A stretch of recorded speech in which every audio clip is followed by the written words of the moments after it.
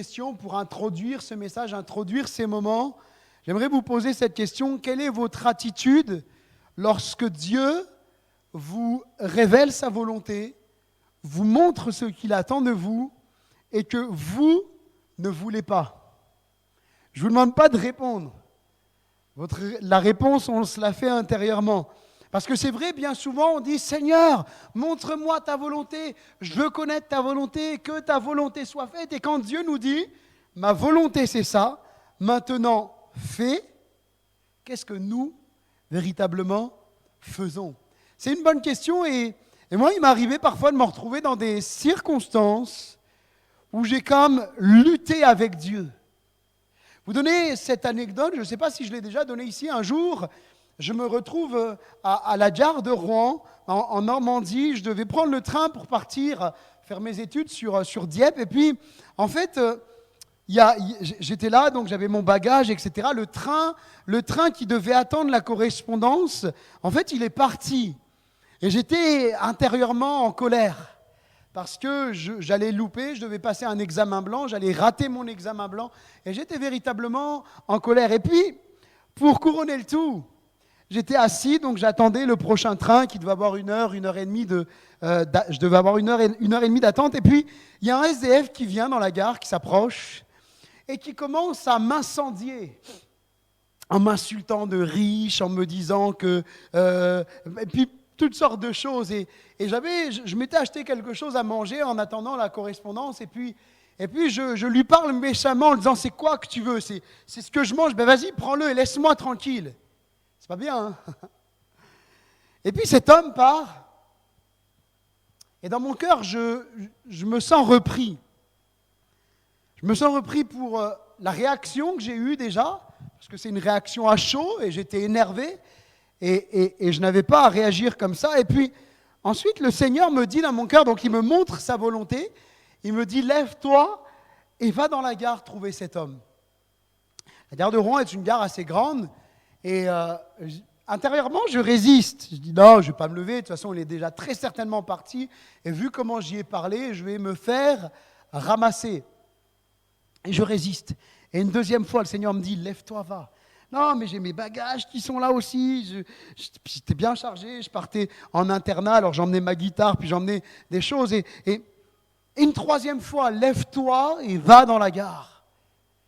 Donc je finis par obéir, bien que je n'avais absolument pas envie de faire ce que Dieu me disait.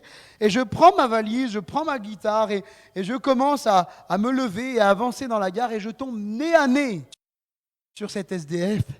Et forcément, une nouvelle fois, il m'allume. Et il commence à me dire des paroles et tout. Et je lui dis, écoutez, excusez-moi, je vous coupe. Je voulais sincèrement vous demander pardon pour l'attitude que j'ai eue. Je suis chrétien, ma vie, elle appartient à Jésus. Et puis un échange s'ensuit. Il me livre son cœur, la haine qu'il y a dans son cœur, etc. Et puis, vous voyez encore, Dieu me montre sa volonté. Parce que je dis à cet homme, j'avais mon sac à dos et je lui dis, j'ai pas la Bible intégrale, mais je vais vous donner le Nouveau Testament. Et le Seigneur me dit, si, tu l'as la Bible intégrale. Je fais, non Seigneur, c'est ma petite Bible là. Je mets des petites notes dedans, il y a des surlignages et tout, puis elle est toute belle, une petite Bible de poche et tout. Non, le Seigneur me dit, donne ta Bible. Et vous voyez, quand Dieu nous demande de faire quelque chose et qu'on ne veut pas, il y a plusieurs solutions. Soit on résiste et on perd du temps, et on va le voir ensemble, soit on capitule, on dit, Seigneur, fais ce que tu veux. Et on va faire plusieurs lectures ensemble ce matin. J'aimerais lire avec vous dans Matthieu au chapitre 21 et au verset 28. On va faire 3 lectures où on va voir différentes personnes, l'attitude qu'ils vont avoir face à la volonté de Dieu. Et c'est le message de ce matin, mon attitude face à la volonté de Dieu. Matthieu chapitre 21, à partir du verset 28. Matthieu chapitre 21, à partir du verset 28, il est écrit ceci. Que vous ensemble? Un homme avait 2 fils, et s'adressant au premier, il dit, « Mon enfant, va travailler aujourd'hui dans ma vigne. » Il répondit, « Je ne veux pas. » Ensuite, il se repentit, et il alla. S'adressant à l'autre, il dit la même chose. Et ce fils répondit, « Je veux bien, Seigneur. » Et il n'y alla pas. Lequel des deux a fait la volonté Lequel des deux a fait la volonté du Père? Ils répondirent, le premier. Et Jésus leur dit, je vous le dis en vérité, les publicains et les prostituées vous devanceront dans le royaume de Dieu. Vous voyez ici, il y a un seul ordre qui est donné, un seul ordre du Père, d'aller travailler dans sa vigne. Et il y a deux réactions différentes. Nous allons un peu décortiquer ces deux réactions et voir un peu que ces deux réactions finalement ne sont pas si éloignées de ce que nous vivons. Faisons une deuxième lecture ensemble dans Jonas, au chapitre 1er. Jonas,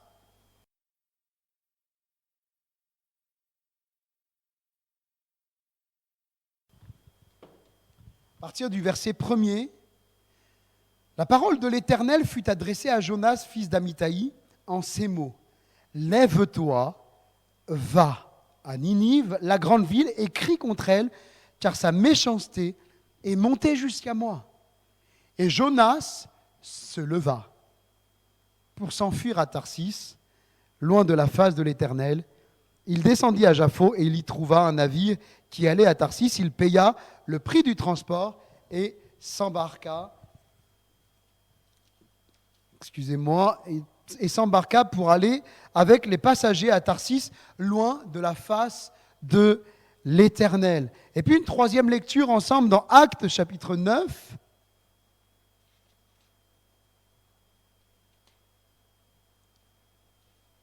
Actes chapitre 9, à partir du verset 10.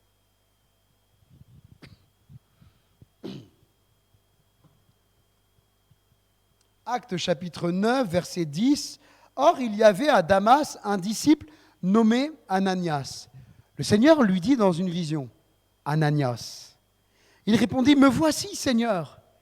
Et le Seigneur lui dit, lève-toi, va dans la rue qu'on appelle la droite et cherche dans la maison de Judas un nommé Saul de Tarse. Car il prie et il a vu en vision un homme du nom d'Ananias qui entrait et qui lui imposait les mains afin qu'il recouvrât la vue. Ananias répondit, « Seigneur, j'ai appris de plusieurs personnes tous les maux que cet homme a fait à tes saints dans Jérusalem. Et il a ici des pouvoirs de la part des principaux sacrificateurs pour lier ceux qui invoquent ton nom. » Mais le Seigneur lui dit, « Va, car cet homme est un instrument que j'ai choisi pour porter mon nom devant les nations, devant les rois et devant les fils d'Israël. Et je lui montrerai tout ce qu'il doit souffrir pour mon nom. » Ananias sortit, et lorsqu'il fut arrivé dans la maison de Saül, il apposa les mains à Saül en disant, « Saul, Saul, mon frère, le Seigneur Jésus qui t'est apparu sur le chemin par lequel tu venais m'a envoyé pour que tu recouvres la vue et que tu sois rempli du Saint-Esprit. » Au même instant, il tomba de ses yeux comme des écailles, et il recouvra la vue, et il se leva et fut baptisé, et après qu'il prit de la nourriture, les forces lui revinrent. Amen. Alléluia. Alléluia, vous êtes là? Gloire à Dieu. Nous voyons ici, un peu comme dans la parabole que nous avons lue, que Dieu donne un ordre identique à Jonas et à Ananias. Jonas, chapitre 1er, verset 2, nous dit « Lève-toi, va ». Et Acte 9, chapitre 9, verset 11, « Lève-toi, va ». Mais encore une fois, face à cet ordre, « Lève-toi et va », il va y avoir deux réactions différentes. Ils ne vont pas agir, Ananias et Jonas ne vont pas agir tous les deux de la même façon. Ces deux ordres ont également un point commun, c'est que ces deux hommes de Dieu aillent tous les deux, quelque part, travailler dans la vigne du Seigneur, comme la parabole, travailler dans la vigne du Père, aller annoncer l'Évangile, porter la bonne nouvelle. Donc pour la ville de Ninive, c'est effectivement une nouvelle de condamnation, mais qui va être pour eux une bonne nouvelle parce qu'ils vont se repentir. Et pour l'apôtre Paul, c'est cette bonne nouvelle pour qu'il puisse, quelque part, retrouver la vue. Le premier point de ce message, c'est quand il y a un refus total de coopérer. Quand il y a un refus total de coopérer. Ah, ça ne nous arrive jamais à nous. On coopère tout le temps avec le Seigneur, n'est-ce pas? J'aimerais premièrement faire remarquer que Dieu ne se trompe jamais. Dieu sait très bien à qui il s'adresse. Avant de révéler sa volonté, il va mentionner le nom de ces deux hommes. Et j'aimerais te dire que Dieu te connaît. Dieu me connaît. Et s'il nous appelle à quelque chose, s'il nous montre sa volonté dans un domaine particulier, il sait très bien à qui il parle. Il va s'adresser à Ananias et il va l'appeler Ananias. Et le début du texte nous dit que, de Jonas nous dit que la parole de l'Éternel fut adressée à Jonas, fils d'Amittai.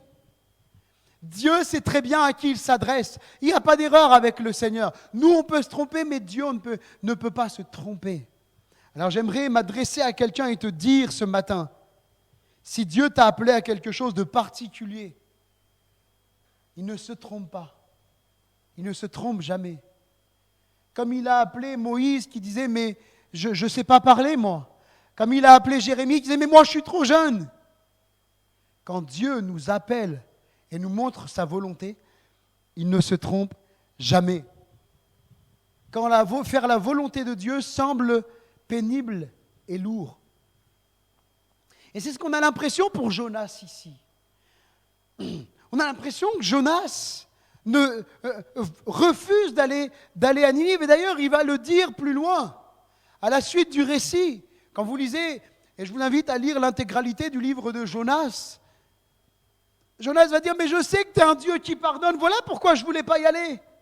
Parce que je savais très bien que si je leur annonçais cette condamnation et qu'ils se repentaient, tu leur pardonnais. Il y a quelque chose dans le cœur de Jonas. Jonas, prophète. Jonas, homme de Dieu.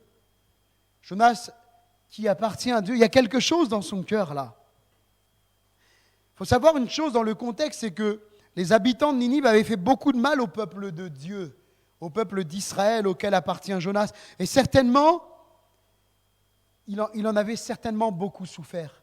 Je dis certainement parce que quand on voit le texte, je ne peux pas concevoir qu'un prophète, un homme de Dieu comme on le voit dans les Écritures, puisse refuser d'aller porter la nouvelle à un peuple rebelle. Et là, Jonas refuse. Il y a quelque chose dans son cœur qui l'a blessé. Alors on ne sait pas pourquoi, on peut supposer plein de choses. Est-ce qu'il a vu, parce que la Bible ne nous dit pas s'il avait une femme, des enfants, est-ce qu'il a vu peut-être certains de ses proches mourir sous ses yeux? Il faut savoir que ce peuple-là était un peuple barbare, sanguinaire. Il est écrit dans l'histoire, on retrouve des traces qu'il n'hésitait pas pour soumettre tout un peuple, toute une ville. Il n'hésitait pas à attraper des personnes vivantes et à leur arracher la peau et à les coller sur les murs de la ville. Pour quelque part donner une leçon à ceux qui voudraient se rebeller. Les habitants de Ninive et de ce pays n'étaient pas des tendres. Certainement que Jonas avait beaucoup souffert. Ce qu'il est dit, et Jonas se leva pour s'enfuir à Tarsis, loin de la face de l'Éternel. Et j'aimerais te poser une question ce matin. Qu'est-ce qui te fait souffrir au point de vouloir t'éloigner de Dieu, au point de vouloir fuir loin de Dieu, au point de vouloir faire en sorte que Dieu ne te voit pas? Dieu t'a demandé quelque chose et par peur de souffrir, tu t'es éloigné de lui. Parce que oui, refuser de faire la volonté de Dieu nous éloigne toujours de Dieu. Et en plus, à quoi bon? Je ne peux pas fuir loin de Dieu. Il est omniprésent, il est présent partout. Et c'est ce que David, le roi David, va dire dans le psaume 139, versets 7 à 10. Où irai-je loin de ton esprit? Où fuirai-je loin de ta face? Si je monte aux cieux, tu y es. Si je me couche au séjour des morts, t'y voilà. Si je prends les ailes de l'aurore et que j'aille habiter à l'extrémité de la terre, là aussi, ta main me conduira et ta droite me saisira. Je ne peux pas fuir loin de Dieu, tu ne peux pas fuir loin de Dieu. Et peut-être faudrait-il, s'il y a une souffrance dans ton cœur, que tu la déposes au Seigneur, au lieu de fuir, au lieu de résister, au lieu de dire non Seigneur, je ne veux pas. Simplement de dire, Seigneur, écoute, voilà ce qui me fait souffrir. Voilà mes peurs, voilà mes craintes. Et si Jonas avait dit simplement au Seigneur, Seigneur, tu vois, ces hommes, ce qu'ils font, ce sont des gens cruels, cette ville de Ninive, là. Ils ont mis plusieurs villes à feu et à sang. Ce sont des gens cruels, ce sont des gens qui ont fait souffrir mon peuple, des gens qui m'ont fait souffrir, des gens qui ont fait souffrir ma famille. Seigneur, je ne veux pas aller là-bas. Et s'il avait simplement commencé à déverser son cœur devant Dieu, il en serait sorti libéré, il se serait levé, il serait allé.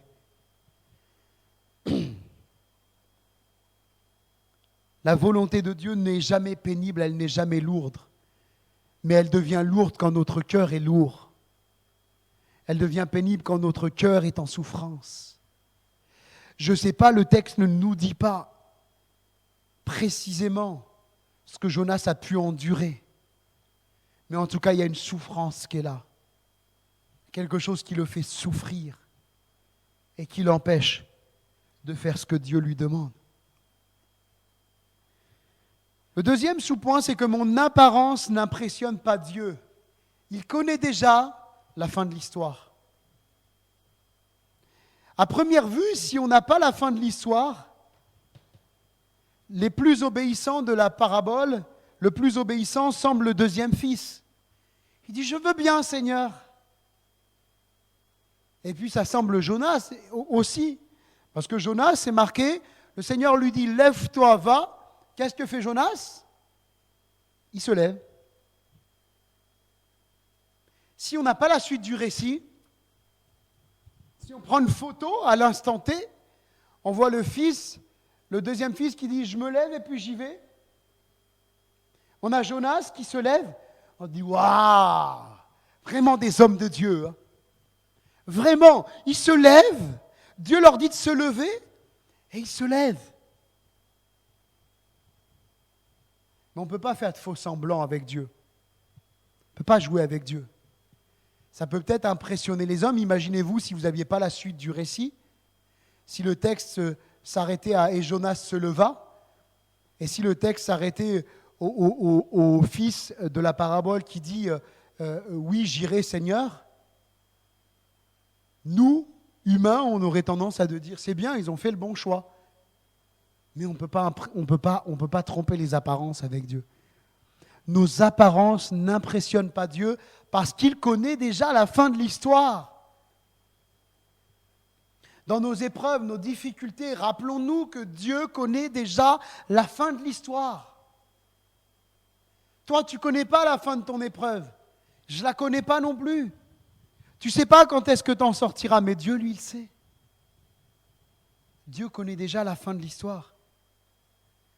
Alors, c'est vrai que servir Dieu, si les motivations de nos cœurs ne sont pas pures devant Dieu, ça ne sert à rien, car on peut tromper les hommes, mais Dieu ne regarde pas à l'apparence, mais au cœur. Et c'est ce qu'il va dire à Samuel, quand Samuel va devoir oindre un des fils d'Isaïe comme roi. Il va dire, Dieu va dire, l'Éternel regarde, les hommes regardent à ce qui frappe les yeux, mais l'Éternel, lui, regarde au cœur. Et je pense que dans nos vies, dans l'Église, on doit toujours servir Dieu avec un état de cœur qui soit pur. On n'est pas là pour faire des apparences. On n'est pas là pour jouer un rôle d'acteur, parce que si on peut tromper les hommes, Dieu, on ne le trompe pas. Dieu regarde et lit dans nos cœurs comme dans un livre ouvert. Refuser de faire la volonté de Dieu nous fera toujours perdre du temps. Quand tu refuses en tant que disciple de Jésus, quand tu as donné ta vie à Jésus et que tu refuses de faire la volonté de Dieu, tu perds ton temps, simplement. Certes, Ananias, quand on regarde le récit d'Ananias, on dit, mais alors il ne s'est pas précipité à faire ce que Dieu lui demandait, il a pris du temps, il commence à discuter avec Dieu pour dire ce qu'il ressent, pour comprendre ce que Dieu veut, mais au final, il a gagné du temps, Ananias. Au final, il gagne son temps. Il n'y va pas aussitôt, on ne sait pas combien de temps il discute avec Dieu, mais il discute avec Dieu. il dit ce qu'il ressent, il dit ce qu'il a à connaissance. Peut-être même ses peurs, le texte ne nous le dit pas, mais moi, à sa place, je ne sais pas vous, mais moi, j'aurais la trouille. Imaginez, allez, on va essayer de contextualiser. Imaginez que Dieu vous dise, dans telle rue à Beaune, il y a le chef de l'État islamique, il est là en ce moment à Beaune. C'est un djihadiste. Il est prêt à mettre la ville à feu et à sang. Il va retourner toutes les églises de Beaune, mais il est là. Mais toi, mon fils, ma fille, tu te lèves là et tu vas lui prêcher l'évangile. Va le voir dans cette rue-là. Il y est, vas-y. Je ne sais pas vous. Mais moi, je dis, attends, Seigneur. C'est pas que j'ai peur, mais quand même un petit peu. Ce gars-là, c'est un chef d'armée. Il a tué des tonnes de personnes. Il a mis à mort des tonnes de chrétiens. Peut-être que je suis le prochain sur la liste. Alors, Seigneur, c'est pas que j'ai peur, mais un petit peu quand même, Seigneur. Et on commence à discuter avec Dieu. Mais au final, le problème, ce n'est pas de discuter avec Dieu. Le problème, c'est qu'est-ce qu'il y a dans mon cœur? Est-ce que je discute pour mieux comprendre et ensuite faire? Livrer mon cœur, mes ressentis, mes émotions, pour ensuite me mettre en action? Ça ne sera jamais mal, ça, devant Dieu. Parce que ce que Dieu veut, c'est qu'on ait une relation de cœur à cœur avec lui. C'est ce que Ananias, il fait là en ce moment. Il a une relation de cœur à cœur avec Dieu. Mais Jonas, lui, il va perdre son temps. À ne pas vouloir obéir à la volonté de Dieu, il va perdre son temps. Cela va le conduire dans un bateau qui prend le chemin opposé de la destination de Dieu. Une tempête survient. Il va être jeté hors du bateau dans l'océan. Donc l'océan, il faut comprendre, il y a une tempête qui est là en ce moment. Et il est jeté hors de l'eau. Et il va être avalé vivant dans le ventre d'un énorme poisson. Alors, on ne sait pas ce que c'est. Est-ce que c'est un requin? Est-ce que c'est une baleine? On ne sait pas ce que c'est.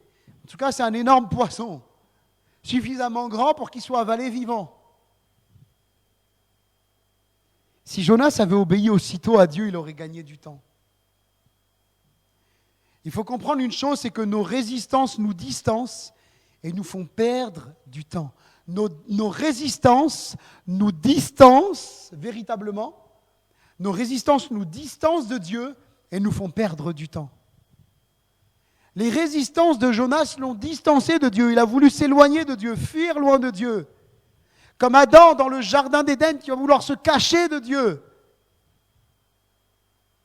Nos résistances nous distancent de Dieu et nous font perdre du temps. Et c'est ce qui va se passer. C'est ce qui va se passer pour Jonas. Lorsqu'en tant que disciples de Jésus, nous résistons au Seigneur, en nous entêtant dans une voie, le seul pénalisé, c'est nous. Dieu, il n'est pas pénalisé. Parce que coûte que coûte, sa volonté se fera. Parce qu'on est disciples de Jésus. Et il faudrait remettre un petit peu le fondement. C'est quoi un disciple de Jésus? C'est quelqu'un qui a dit à Jésus, maintenant je te donne ma vie et je ferai tout ce que tu veux. Je ne sais pas comment vous vous concevez devant Dieu, mais certains veulent un peu, bon oui, on est enfant de Dieu, c'est vrai, je suis son enfant. Je suis enfant de Dieu, oui, tu es enfant de Dieu, c'est vrai. Je suis un chrétien, je suis un croyant en Jésus, oui. Mais je ne sais pas comment vous vous concevez, mais moi je suis esclave de Christ. On n'est plus dans la période de l'esclavage. Merci Seigneur. Mais moi, j'ai donné ma vie à Jésus. Et je suis esclave de Christ. Je suis dépendant de Jésus. Alors des fois, c'est vrai, on résiste un petit peu. Mais au final, quand on est esclave de Christ, on finit par faire ce qu'il nous dit. Parce que notre vie lui est soumise. Et Jésus aura toujours le meilleur pour nos vies. Donc le seul pénalisé quand on résiste et qu'on refuse, c'est nous.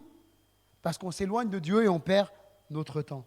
Refuser de faire la volonté de Dieu finira toujours par nous attirer des problèmes.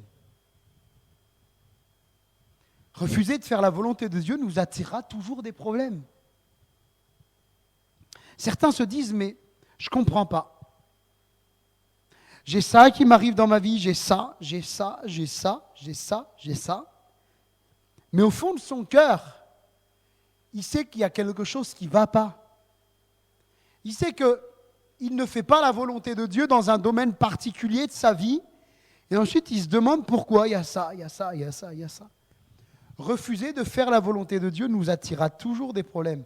Pour Jonas, au début, tout semble bien aller. Vous savez, c'est un peu comme ce que l'homme de Dieu va dire dans les Écritures, le méchant, tout lui réussit, ça va bien pour lui, etc. Là, on a l'impression que Jonas, qui refuse de faire la volonté de Dieu, tout va bien.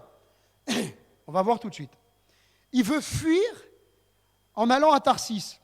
Il descend dans la ville portuaire, et qu'est-ce qu'il trouve ? Un bateau. Et où est-ce que va ce bateau ? À Tarsis. C'est merveilleux ça. Je veux aller à Tarsis, je descends, et au même moment, il y a un bateau qui descend à Tarsis. Mais c'est super. Et certains auraient dit, mais vous voyez bien qu'il y a une conduite de Dieu ici, quand on veut se persuader. Mais vous voyez bien qu'il y a une conduite de Dieu, regardez.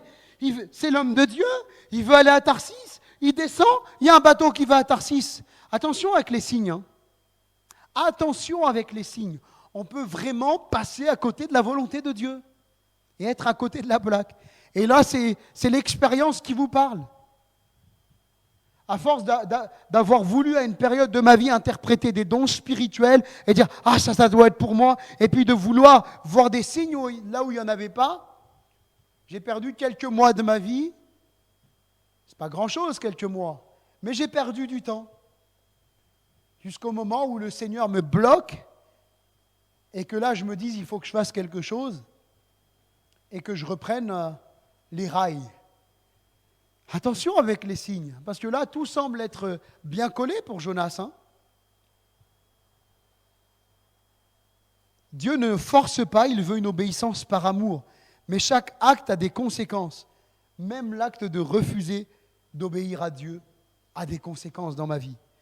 Mais à un moment, ça se corse pour Jonas. Au début, ça va bien. Il prend le petit bateau, il s'installe, peinard, il dort, c'est super. Allez, je vais à Tarsis, tranquille. Là, d'un coup, qu'est-ce qui se passe ? Une violente tempête arrive, ça commence. Le bateau est prêt de chavirer, la Bible dit. Finalement, on vient le voir et on lui dit d'invoquer ses dieux, pensant qu'il était polythéiste. Et en tout cas, il y a un dialogue qui a lieu. Et Jonas dit, mais moi j'ai compris. C'est moi le problème. Jetez-moi, je paraphrase le récit, jetez-moi hors de votre bateau là et ça va revenir calme. Donc qu'est-ce que font les hommes ? Ni une ni deux, ils l'attrapent, ils le balancent hors du bateau. Et il se fait avaler vivant par un gros poisson pendant 3 jours et 3 nuits. Est-ce que c'est la situation peut-être de quelqu'un ce matin ? Tu vois les tempêtes surgir dans ta vie. Tu as l'impression que tu vas tomber. Tu t'éloignes de Dieu et ça t'attire toutes sortes de problèmes. Tu te sens loin de Dieu et ça te fait souffrir. Tu pleures de cette situation. Alors j'aimerais te dire, approche-toi ce matin du Seigneur. Demande-lui pardon comme Jonas dans le ventre de ce poisson. Va prier Dieu. Eh bien tu peux ce matin demander pardon au Seigneur de t'être éloigné de lui. Et l'attitude de ce fils de la parabole qui demande pardon à Dieu et qui revient dans la volonté, qui demande pardon au Père et qui revient dans la volonté du Père, dans ce que le Père lui a demandé. Si tu demandes pardon à Dieu et que tu reviens dans sa volonté, Dieu te pardonne. Ne reste pas loin de Dieu. Même dans le ventre du poisson, Dieu te voit. Même quand plus rien ne va, quand tu as touché le fond, parce que peut-être tu as refusé de désobéir à Dieu, Dieu te voit. Dieu nous voit quand on est au fond là, au fond du fond, au bout du bout, Dieu nous voit. Et ce qu'il nous demande, c'est simplement de nous repentir, de revenir à lui. Quand je décide de faire la volonté de Dieu, c'est le second point de ce partage. La repentance restera toujours la clé pour avancer lorsqu'on s'est trompé. C'est la repentance. Je n'ai pas d'autres clés à vous donner ce matin. J'en connais pas d'autres, je ne veux pas en connaître d'autres. De vous dire, saisissez votre potentiel, il y a du potentiel en vous, il y a de bonnes choses. Non, non, tout ça, ça vous mènera nulle part. La seule chose quand on s'est trompé, c'est de reconnaître nos torts et de nous repentir. C'est quelque part ce que va faire Jonas en priant Dieu. C'est ce que va faire cet homme de la parabole que Jésus nous laisse. Et c'est ce que nous devons faire pour nos vies. Le premier fils de la parabole refuse, mais après réflexion, il demande pardon, il se repent et il y va. Il vaut mieux parfois se tromper, réaliser son erreur, demander pardon à Dieu et rentrer dans la volonté de Dieu, se remettre dans la volonté de Dieu, plutôt que rester dans l'erreur et s'éloigner de Dieu. Il y a des gens, ils sont tellement entêtés. C'est comme ça, je ne changerai pas, j'ai pris ma décision, peu importe, coûte qu'il en coûte, j'irai. Mais c'est dommage ça. Je préfère que les gens disent, ce gars-là, il est stupide parce qu'il avait pris une décision dure comme fer et puis il a changé d'avis. Ça, c'est ce que les gens pensent de moi. Je préfère que les gens disent ça de moi et de faire la volonté de Dieu, plutôt que de m'entêter, de dire « Oh, j'avais dit que c'était comme ça et ça sera comme ça », alors que Dieu me dit « Non, non, ce n'est pas ce qu'il faut que tu fasses. » Parce que ce qui nous importe, c'est notre relation avec le Seigneur. Proverbe chapitre 28, verset 13. Celui qui cache ses transgressions ne prospère point. On ne peut pas prospérer, on ne peut pas aller de l'avant avec le Seigneur si on cache nos péchés. On peut le cacher aux hommes, mais Dieu le voit. On ne peut pas cacher notre péché devant Dieu. Celui qui cache ses transgressions ne prospère pas. Mais celui qui les avoue et les délaisse obtient miséricorde. Alléluia. Il est de notre ressort d'avouer nos transgressions, d'avouer qu'on s'est trompé et de délaisser le chemin qu'on a pris. Et on obtient la miséricorde de Dieu. 1 Jean, chapitre 1er, verset 9. Si nous confessons nos péchés, parce que de refuser de faire la volonté de Dieu, c'est un péché. Il est fidèle et juste pour nous les pardonner et nous purifier de toute iniquité. Donc si je confesse, si je les avoue et que je les délaisse, et que je délaisse la voie que j'ai empruntée, eh bien le Seigneur est fidèle et juste pour me pardonner et me purifier. Choisir la volonté de Dieu même si ça me coûte. Même si ça me coûte. Ananias discute avec Dieu. Il peut sembler réfractaire, peut-être même quand on lit à première vue, à aller voir cet homme violent. Il ne se lève pas immédiatement comme Jonas. Mais finalement, après cette discussion, il va se lever, il va aller. Le Seigneur nous reprochera, comme je le disais, jamais nos interrogations. Mais ce qui importe, pour nous, c'est de faire la volonté de Dieu, même si cela me coûte. Certainement que ça coûtait à Ananias. Peut-être que même il s'est dit, mais comment va réagir Saül de Tarse? Comment il va réagir quand je vais arriver? Peut-être je vais me prendre une mandale. Peut-être qu'il va me mettre des coups de pied. Peut-être que je ne sais pas ce qu'il va faire. Ça me coûte de y aller. Mais je vais y aller quand même, Seigneur, parce que tu me l'as demandé. Faire la volonté de Dieu, Dieu ne nous dit pas que ça sera toujours facile. Mais Jésus nous a promis une chose, c'est qu'il serait tous les jours avec nous. Jusqu'à la fin du monde. Vous savez, quand cette promesse, elle est rattachée, quand on reprend le texte, d'annoncer l'évangile, aller par tout le monde, annoncer la bonne nouvelle à toute la création. Voici, je suis tous les jours avec vous jusqu'à la fin du monde. Il ne faut pas croire qu'annoncer, témoigner, annoncer l'évangile partout, c'est facile. Non. On va avoir des oppositions, on va avoir des moqueries, même peut-être certains vont nous frapper. Mais Jésus a dit, je serai tous les jours avec vous jusqu'à la fin du monde. Ananias décide d'obéir à Jésus tout en sachant que Saul de Tarse est un homme violent qui menace les croyants. Il décide d'obéir, même si cela lui coûte, peu importe le risque, même s'il ne connaît pas tout. Moi, vous savez ce qui m'impressionne chez Ananias? c'est que Jésus l'appelle et lui dit à Ananias, il ne sait même pas ce que Jésus va lui demander. Et vous avez vu ce que répond Ananias ? Me voici, Seigneur. Nous qui connaissons la fin de l'histoire, si on a Ananias, là on lui dit, écoute Ananias, attends 2 secondes avant de dire me voici, Seigneur. Écoute ce que Jésus va te dire, et ensuite tu diras me voici ou tu ne le dis pas. Mais tu vas voir que c'est du costaud ce que Jésus t'envoie faire.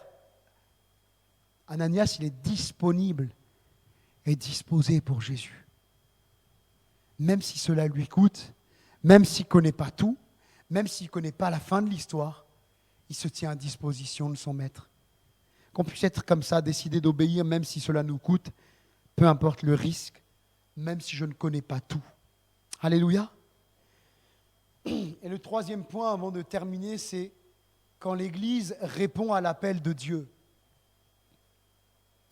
Dieu aussi a une volonté pour l'Église. Là, on a vu des points un peu plus personnels pour nos vies personnelles à nous, mais Dieu a une volonté aussi, un plan pour l'Église. Et l'Église doit entrer dans ce plan, dans cette volonté. Et certains peuvent se demander, mais quelle est la volonté de Dieu pour l'Église ? Bien, j'ai noté plusieurs points. Dieu veut premièrement une Église qui prie. C'est vrai, souvent, on utilise, lié à la moisson, à l'évangélisation, on a vu que Dieu veut qu'on aille travailler dans sa vigne. La parabole de ce père qui demande à ses enfants d'aller dans sa vigne, c'est aussi pour nous. D'aller dans la moisson, d'aller témoigner partout où Dieu nous envoie, de parler de notre foi. Mais Dieu veut une église qui prie.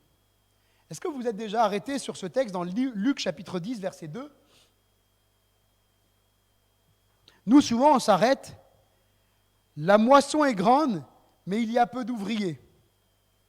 Et il faut que le maître envoie des ouvriers dans la moisson. C'est vrai, souvent, on s'arrête là. Mais le Seigneur nous dit, priez donc. Priez donc. La mission de l'Église, la volonté de Dieu pour l'Église, c'est d'avoir une Église en prière. Et pour ceux qui le peuvent, de tout mon cœur, j'aimerais vous encourager à venir dans les réunions de prière. Parce qu'on a beau, à partir de septembre, mettre une dynamique d'évangélisation en place, aller dans les rues, témoigner, mettre des réunions d'évangélisation, mettre des choses en place. Mais si on n'a pas une église qui se tient sur ses genoux, on passe à côté de quelque chose. J'aimerais vraiment vous encourager. Je sais que plusieurs, vous le faites chez vous, vous priez pour l'église de Beaune, vous priez pour que vraiment Dieu nous conduise dans sa volonté. Mais je pense que l'union fait la force. Il y a un proverbe africain qui dit « Tout seul, on va plus vite. Ensemble, on va plus loin. » Et je pense qu'il y a cette nécessité que l'Église soit une Église qui se tienne en prière. Et je veux vraiment vous encourager de tout mon cœur à assister aux réunions de prière de l'Église, à être là présent, pour ceux qui le peuvent, bien évidemment, à prendre du temps. C'est 1 heure, 1 heure et demie maximum. Bien souvent, on commence à 7 heures, si on ne parle pas trop au début, on commence à 7 heures, on finit vers 8h30 maximum. Et on prend du temps pour prier ensemble. C'est important. Dieu veut une église qui prie. Alors oui, Seigneur, envoie-moi dans la moisson, mais d'abord tiens-toi sur tes genoux, et ensuite tu tiendras sur tes jambes. Mais d'abord, tiens-toi sur tes genoux. Tenons-nous sur nos genoux. C'est vrai qu'il y a peu d'ouvriers. Et Dieu veut que chacun de nous soyons des ouvriers dans la moisson. Souvent, on a associé ce texte au pastorat. Ah, il n'y a pas assez de pasteurs. C'est vrai qu'on manque de pasteurs. Nous prions pour que Dieu suscite des ministères, des évangélistes, des pasteurs, des prophètes, des apôtres, des docteurs, des enseignants. Mais chacun de nous sommes appelés à être des ouvriers dans la moisson, à être des témoins du Seigneur, à annoncer, au travers de notre témoignage, annoncer ce que Jésus a fait sur la croix, que Jésus est ressuscité et qu'il désire sauver. Alors oui, il nous faut être ces ouvriers, mais il nous faut aussi être ces gens qui se tiennent dans la prière. Priez donc. Dieu veut une église qui prêche la croix. Marc chapitre 16, versets 15 à 18. Puis il leur dit, donc Jésus, allez par tout le monde et prêchez la bonne nouvelle à toute la création. Celui qui ne croira pas, celui qui croira et qui sera baptisé sera sauvé, mais celui qui ne croira pas sera condamné. Voici les miracles qui accompagneront ceux qui auront cru. En mon nom, ils chasseront les démons, ils parleront de nouvelles langues. Ils saisiront des serpents. S'ils boivent des breuvages mortels, il ne leur fera point de mal. Ils imposeront les mains aux malades et les malades seront guéris. Est-ce que nous le croyons toujours, ça? Est-ce que nous sommes toujours armés de cela? De dire peut-être à notre voisin, à notre ami, à quelqu'un de notre famille qui est malade, mais viens, parce qu'à l'église, on prie pour les malades. Et Jésus guérit encore aujourd'hui. Dieu veut une église qui prêche la croix, une église qui annonce la croix, qui annonce la bonne nouvelle de l'évangile. Prêcher et annoncer la bonne nouvelle. Voilà, ça doit être notre but, notre désir. On doit toujours s'armer de cela. Car le désir de Dieu, c'est que tous soient sauvés. Qu'en entendant l'évangile, beaucoup donnent leur cœur à Jésus et soient sauvés. 1 Timothée 2,4, Dieu veut que tous les hommes soient sauvés et parviennent à la connaissance de la vérité. Voilà la volonté de Dieu, que tous les hommes soient sauvés et qu'ils parviennent à la connaissance de la vérité. Dieu veut une église qui témoigne. Actes chapitre 1er, verset 8, vous serez mes témoins. C'est à la portée de tous. Chacun de vous, vous êtes un potentiel de témoignage pour Jésus. Parce que si vous avez fait une rencontre avec Jésus, si vous avez demandé pardon pour vos péchés, tous vos péchés, si vous êtes vraiment repenti et que vous acceptez Christ comme votre Seigneur et Sauveur, vous avez un témoignage. Vous avez quelque chose à dire.